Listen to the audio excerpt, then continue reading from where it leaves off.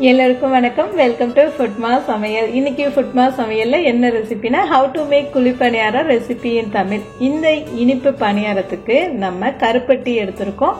அது போல புழுங்கல் அரிசியை வச்சு எப்படி பணியாரத்தை நல்லா குண்டு குண்டாகவும் மிருதுவாகவும் பாருங்க, 2 விரல்ல பிச்சா கூட பணியாரம் பீற அளவுக்கு ரொம்பவே பக்குவமா எப்படி இந்த இனிப்பு பணியாரம் செய்ய போறோங்கிறதா இந்த வீடியோல இருக்கு.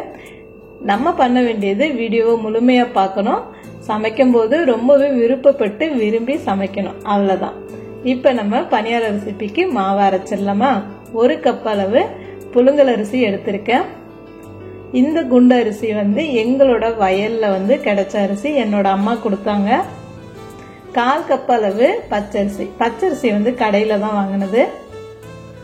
எந்த கப்புல பச்சரிசி எடுத்தோமோ அதே கப்புல 1/4 கப் அளவு உருட்டு உளுந்து. தண்ணி ஊத்தி நல்லா அரிசியை ஒரு 3-4 தடவையாவது கழுவி எடுத்துக்கணும். நல்லா அரிசியை உரசி கழுவி எடுத்துக்கணும்.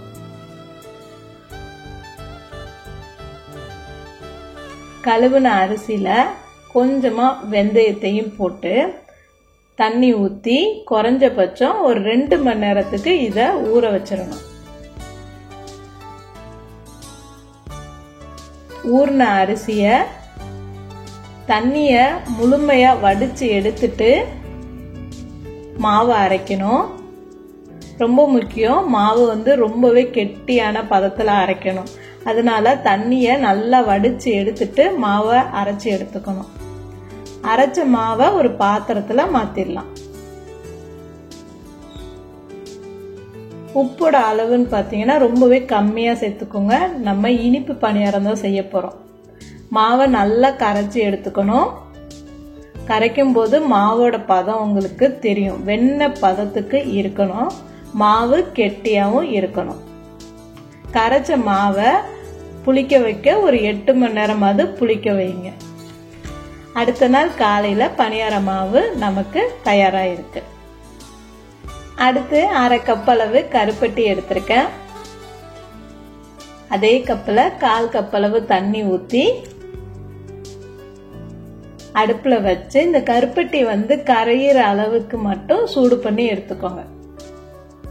பாகுபதம்லாம் தேவையில்லை.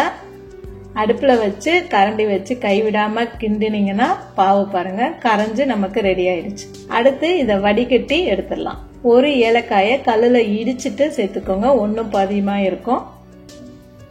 1 சிட்டிகை அளவுக்கு சுக்கு, நறுக்கி வச்ச தேங்காய்.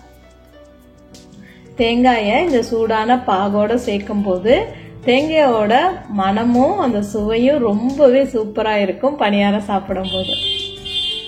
ஓரளவுக்கு கருப்பட்டி பாகு ஆறுனதுக்கு அப்புறம் 1 கப் அளவு பணியார மாவு எடுத்திருக்கோம். எந்த கப்புல கருப்பட்டி எடுத்தீங்களோ அதே கப்புல 1 கப் அளவு பணியார மாவு.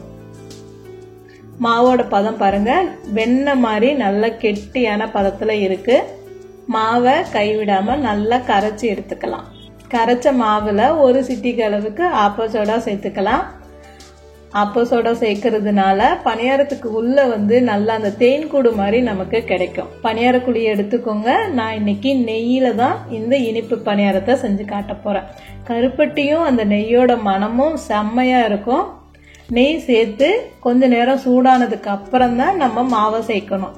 நமக்கு ஆப்ப கடாய் சூடா இருக்கும். நெய் சேர்த்ததுக்கு அப்புறம் அந்த நெய்யும் சூடாகணும். அப்பதான் நமக்கு அந்த பணியார கலர் கீழே நல்லா கிடைக்கும்.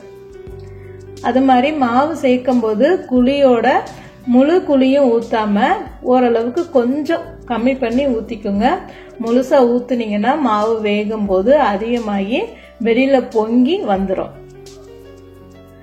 மூடி போட்டு வேக வச்சீங்கன்னா கொஞ்ச நேரத்துல கீழே வெந்திருக்கும். ஓரளவுக்கு மாவா இருக்கும் போதே நீங்க பணியாரத்தை திருப்பி விட்டுறணும். அப்பதான் நமக்கு நல்ல குண்டு குண்டா பணியாரம் கிடைக்கும். மாவு ஊத்தும் போது கூட நீங்க சுத்தி வர ஊத்திட்டு சென்டர்ல லாஸ்டா தான் ஊத்தணும். அவ்வளவுதான், நமக்கு சுட சுட கருப்பட்டி பணியாரம் ரெடி பண்ணிட்டோம். கண்டிப்பா ஃபுட்மா சமையலோட ரெசிபி எல்லாம் ட்ரை பண்ணி பாருங்க. எப்படி இருந்துச்சுன்னு கமெண்ட் பண்ணுங்க. நன்றி.